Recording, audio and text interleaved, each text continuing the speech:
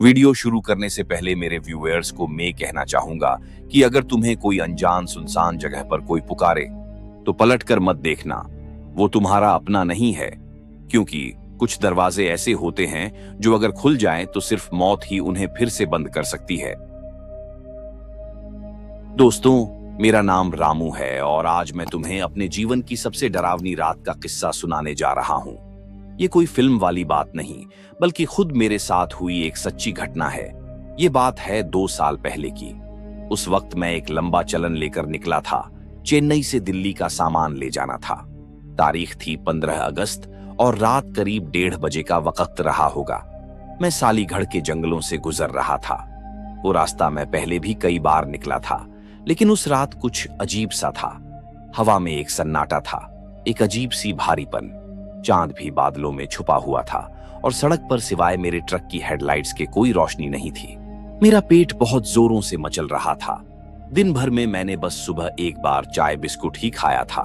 मैंने सोचा, चलो यहीं कहीं रुककर रात का खाना खा लिया जाए। सामने एक मोड़ आया और मोड़ के बाद सड़क किनारे एक चौड़ी सी जगह दिखी। मैंने धीरे से ट्रक को वहां लगा दिया। ट्रक रोकते ही इंजन की आवाज बंद हुई और चारों तरफ एक गहरा सन्नाटा छा गया। ऐसा लग रहा था जैसे पूरा जंगल सांस रोके खड़ा है। बस दूर कहीं से एक उल्लू की आवाज आ रही थी। मैंने खिड़की खोलकर बाहर झांका। हवा ठंडी थी और उसमें गीली मिट्टी और सड़े पत्तों की गंध आ रही थी। मैंने दरवाजा खोला और नीचे उतरा।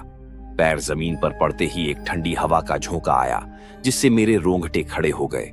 मैंने ट्रक के चारों ओर एक चक्कर लगाया। सब कुछ ठीक लगा। फिर मैं केबिन में वापस आया और दरवाजा अंदर से बंद कर लिया। अब वक्त था खाने का। मैंने अपना पुराना स्टील का टिफिन उठाया, जिस पर जंग के छोटे छोटे निशान थे। मेरी पत्नी ने उस दिन सुबह ही उसमें 2 मोटे मोटे आलू के पराठे रखे थे, साथ में हरी चटनी और आम का अचार। टिफिन का ढक्कन खोलते ही केबिन में खाने की गर्माहट और खुशबू फैल गई।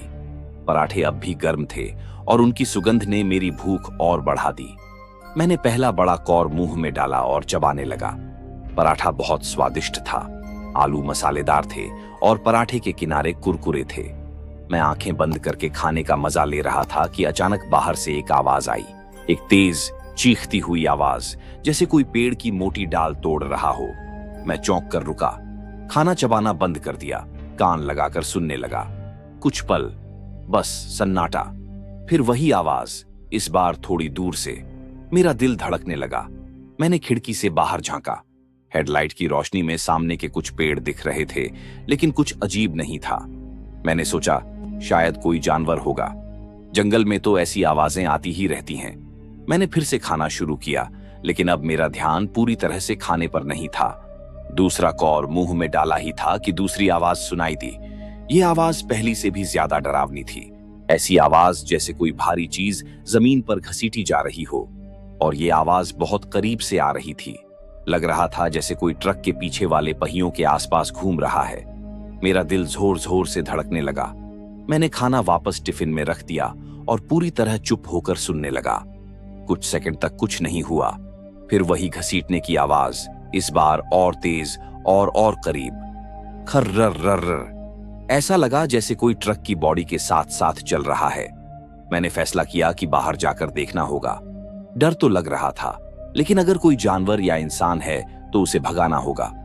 मैंने ग्लव बॉक्स से अपना भारी टॉर्च निकाला। वो पुराना सा टॉर्च था, लेकिन रोशनी अच्छी देता था। दरवाजा धीरे से खोला और बाहर कदम रखा। ठंडी हवा ने मुझे जकड़ लिया। मैंने टॉर्च जलाया और उसकी रोशनी ट्रक के चारों ओर फेरी। आगे की तरफ कुछ नहीं था। बाईं तरफ जंगल का घना अंधेरा था, दाईं तरफ सड़क और फिर खाई। धीरे धीरे मैं ट्रक के पीछे की तरफ बढ़ा। मेरे कदमों की आवाज भी उस सन्नाटे में गूंज रही थी। पीछे पहुंचकर मैंने टॉर्च की रोशनी जमीन पर डाली और फिर मैंने वो देखा।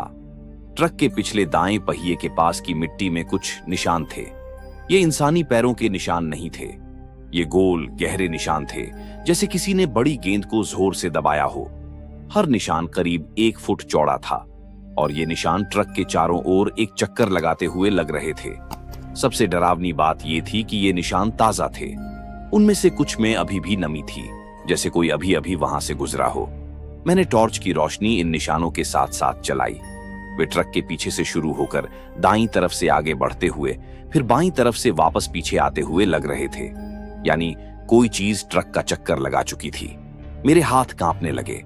मैंने जल्दी से ट्रक के चारों ओर एक और चक्कर लगाया। हर कोने को अच्छी तरह देखा। कुछ और नहीं था।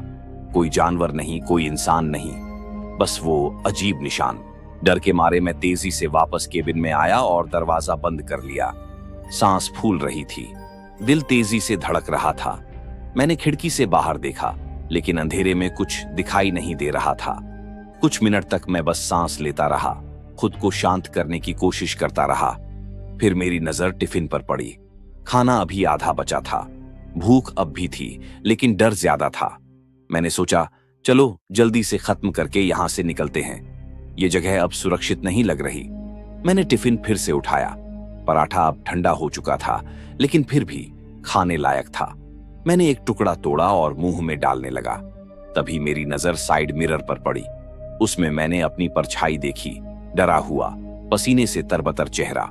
और फिर मैंने देखा कि मेरी परछाई के पीछे पिछली खिड़की में एक और चेहरा है। वो चेहरा धुंधला था, पीले रंग का। उसकी आंखें सिर्फ काले धब्बे थे, गहरे खाली काले धब्बे। नाक की जगह सिर्फ 2 छोटे छिद्र थे और मुंह एक लकीर की तरह था, बिल्कुल सीधी। वो चेहरा सीधे मेरे हाथ में पकड़े टिफिन की तरफ देख रहा था। मैं जम गया।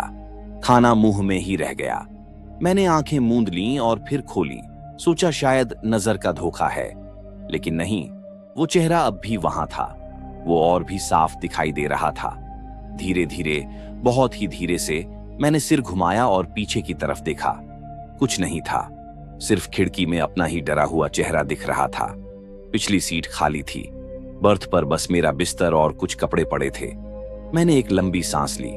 शायद सचमुच नजर का धोखा था। थकान के कारण दिमाग कुछ और ही देख रहा था।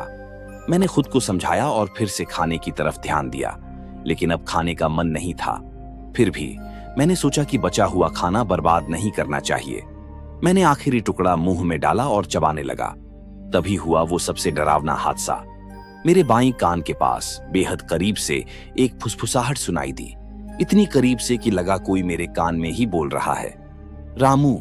आवाज मेरी अपनी ही थी, हूबहू मेरी आवाज, लेकिन वो टूटी फूटी थी, दबी हुई थी, जैसे किसी पुराने टेप रिकॉर्डर से निकल रही हो जिसका टेप फट गया हो।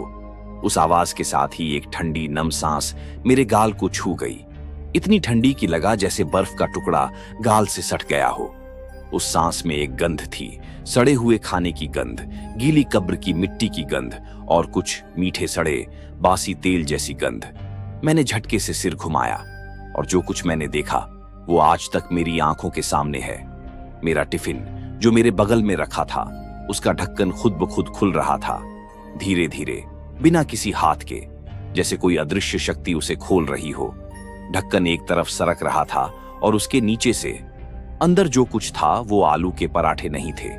टिफिन के अंदर एक काला चमकदार चिपचिपा पदार्थ भरा हुआ था।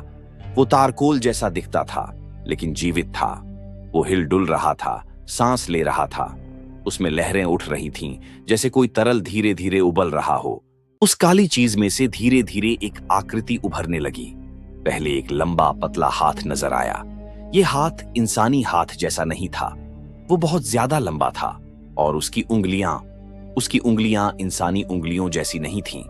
वे फटी हुई थीं, नुकीली थीं और उनके सिरे दांतेदार थे, जैसे किसी जानवर के पंजे, लेकिन फिर भी इंसानी हाथ जैसे। हर उंगली के अंत में एक काले रंग का नुकीला नाखून था, जो टिफिन के स्टील से टकराते हुए हल्की सी खरखराहट की आवाज कर रहा था। वह हाथ हवा में तैरता हुआ मेरी तरफ बढ़ने लगा, धीरे धीरे, लगभग धीमी गति से। उसकी उंगलियां हवा में मध्यम गति से हिल रही थीं, जैसे कोई पानी के अंदर तैर रहा हो। मैं जम गया। डर के मारे मेरा शरीर सुन्न हो गया। मैं चिल्लाना चाहता था, लेकिन आवाज गले में ही अटक गई। हिलना डुलना चाहता था, लेकिन शरीर ने साथ नहीं दिया। वह हाथ मेरी तरफ बढ़ता रहा। अब वो मेरे चेहरे से सिर्फ 1 फुट की दूरी पर था। मैं उसकी बारीकियों को साफ देख सकता था। उसकी त्वचा पर छोटे छोटे दाने, काले रेशे और एक चिपचिपा तरल जो उससे टपक रहा था। उस तरल की वही बदबू थी जो मुझे पहले आई थी, सड़े खाने और गीली मिट्टी की बदबू। तभी अचानक मुझे अपने शरीर पर नियंत्रण वापस आया। मैंने एक जोरदार चीख मारी, आ! और जितनी तेजी से मैं कर सकता था, मैंने टिफिन को पकड़ा और जोर से पीछे की सीट पर फेंक दिया। टिफिन धड़ाम से बर्थ से टकराया और फिर फर्श पर गिर पड़ा। ढक्कन पूरी तरह खुल गया। अब वह काला पदार्थ तेजी से बाहर फैलने लगा। यह देखना सबसे ज्यादा डरावना था। वह काला चिपचिपा द्रव्य टिफिन से बाहर आकर फर्श पर फैलने लगा। वो जीवित था, इसमें कोई शक नहीं था। वो रेंग रहा था, एक जीवित प्राणी की तरह। उसकी गति धीमी थी लेकिन निश्चित।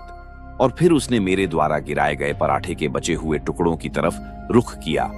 जब मैंने टिफिन फेंका था तो उसमें से थोड़ा सा पराठा बाहर निकलकर फर्श पर बिखर गया था, शायद 1-2 टुकड़े। वह काला पदार्थ उन टुकड़ों की तरफ बढ़ा। जैसे ही उसने पहला टुकड़ा छुआ, कुछ अजीब हुआ। पराठे का टुकड़ा उस काले पदार्थ में समा गया। ऐसा नहीं था कि उसने उसे निगल लिया, बल्कि ऐसा लगा जैसे वह टुकड़ा उसमें घुल गया।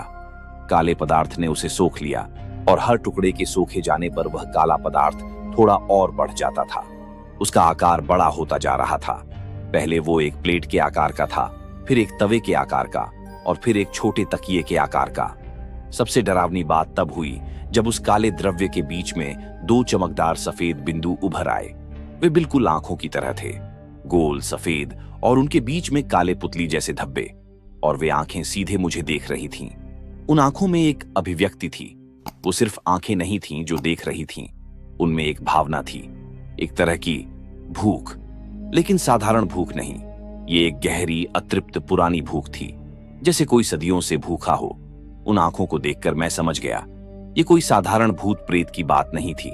ये कुछ और था, कुछ ऐसा जो भूख से जुड़ा हुआ था। खाने की भूख, तृप्ति की भूख, और शायद खाने वाले की भूख। मैंने तुरंत इंजन स्टार्ट किया। मेरे हाथ इतने ज्यादा कांप रहे थे कि मुझे 3 बार कोशिश करनी पड़ी कि चाबी सही जगह लग जाए। आखिरकार इंजन चल पड़ा। उसकी आवाज ने केबिन की डरावनी खामोशी को तोड़ा। मैंने गियर डाला और एक्सीलरेटर पर पैर दबाया। ट्रक झटके से आगे बढ़ा। रियर व्यू मिरर में मैंने एक नजर पीछे देखा। वह काला पदार्थ अब टिफिन से पूरी तरह बाहर आ चुका था। वो फर्श पर एक छोटी सी काली चादर की तरह फैल गया था, शायद 3 फुट चौड़ा। और उसके बीच वाली 2 सफेद आंखें अब भी मुझे घूर रही थीं। वो मेरी तरफ देख रही थीं, बिल्कुल सीधे, बिना पलक झपकाए। ट्रक तेजी से आगे बढ़ रहा था। मैंने स्पीड बढ़ाई, 60, 70, 80 किलोमीटर प्रति घंटा। सड़क टेढ़ी मेढ़ी थी, लेकिन मैं बिना रुके दौड़ा जा रहा था। डर ने मुझे पूरी तरह जकड़ लिया था। पूरी रात मैं ड्राइव करता रहा। कई बार मुझे लगा कि पीछे की सीट से सरसराहट की आवाज आ रही है। कभी लगा जैसे कोई फर्श पर रेंग रहा है, कभी लगा जैसे कोई सांस ले रहा है। लेकिन मैंने पीछे मुड़कर देखने की हिम्मत नहीं की। मैं बस आगे देखता रहा, सड़क पर ध्यान लगाए रखा और तेजी से ड्राइव करता रहा। जब सुबह हुई और रोशनी फैलने लगी, तब जाकर मेरी हिम्मत हुई कि मैं रुकूं। मैंने एक पेट्रोल पंप देखा जहां कुछ और ट्रक खड़े थे, लोग थे। मैंने वहां ट्रक रोका। पेट्रोल पंप के एक कर्मचारी ने मेरी तरफ देखा और हैरान हो गया। उसने कहा, अरे भाई, तुम ठीक तो हो? तुम्हारा चेहरा बिल्कुल सफेद पड़ गया है। मैं बोल नहीं पा रहा था, बस सिर हिला दिया। फिर मैंने दरवाजा खोला और नीचे उतरा। पैर जमीन पर पड़ते ही मैं लड़खड़ा गया। मेरे पैरों में ताकत नहीं थी। पेट्रोल पंप के कर्मचारी ने मुझे सहारा दिया। क्या हुआ? उसने पूछा। मैंने जवाब नहीं दिया, बस इशारा किया ट्रक की तरफ। हम दोनों केबिन के पास गए। मैंने दरवाजा खोला और फिर मैंने देखा, टिफिन फर्श पर पड़ा था। वो पूरी तरह साफ था, चमकदार, जैसे किसी ने उसे नए सिरे से पॉलिश कर दिया हो। उसमें खाने का एक कण तक नहीं था, कोई आलू का टुकड़ा नहीं, कोई चटनी का दाग नहीं, कुछ भी नहीं। उस काली चीज का कोई निशान नहीं था, उन आंखों का कोई निशान नहीं था। फर्श भी पूरी तरह साफ था, बिल्कुल सूखा और साफ। पेट्रोल पंप के कर्मचारी ने टिफिन को देखा और कहा, अच्छा टिफिन है, तुम्हें धोकर रखना चाहिए। मैंने कुछ नहीं कहा, बस टिफिन को उठाया। वो हल्का था, बिल्कुल खाली, ढक्कन बंद था। मैंने ढक्कन खोलने की हिम्मत नहीं की, बस उसे वापस बर्थ पर रख दिया। उस दिन के बाद मेरी जिंदगी बदल गई।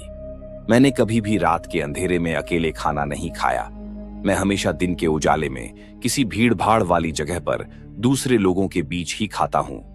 अगर रात को खाना ही पड़े तो मैं ट्रक नहीं रोकता, बस कुछ बिस्कुट या चिप्स खा लेता हूँ। और सबसे बड़ी बात, मैं अपना टिफिन कभी भी अधूरा नहीं छोड़ता। मैं हमेशा उसे पूरा खाली कर देता हूँ, चाहे भूख न भी लगी हो। अगर खाना बच जाता है तो मैं उसे किसी जानवर को दे देता हूँ या फिर कूड़े में फेंक देता हूँ, लेकिन कभी भी टिफिन में बचा हुआ नहीं छोड़ता, क्योंकि मुझे डर है। मुझे डर है कि कहीं कोई भूखी आत्मा, कोई अदृश्य भूख बचे हुए खाने की गंध से आकर्षित होती है, और जब तक वह पूरी तरह तृप्त नहीं हो जाती, वह चैन से नहीं बैठती। कई बार देर रात को जब मैं अकेले ड्राइव कर रहा होता हूं, तो मुझे लगता है कि पीछे की सीट से कोई सांस लेने की आवाज आ रही है, या फिर मुझे लगता है कि हवा में वही बदबू आ रही है, सड़े हुए खाने और गीली मिट्टी की बदबू। लेकिन जब मैं पीछे देखता हूं तो कुछ नहीं होता। शायद ये सब मेरे दिमाग का खेल है। शायद उस रात मैं थकान के कारण कुछ भ्रम देख बैठा। शायद वो सब नजारा मेरी कल्पना थी। लेकिन एक बात मैं जानता हूं, उस टिफिन में जो कुछ हुआ वो सच था।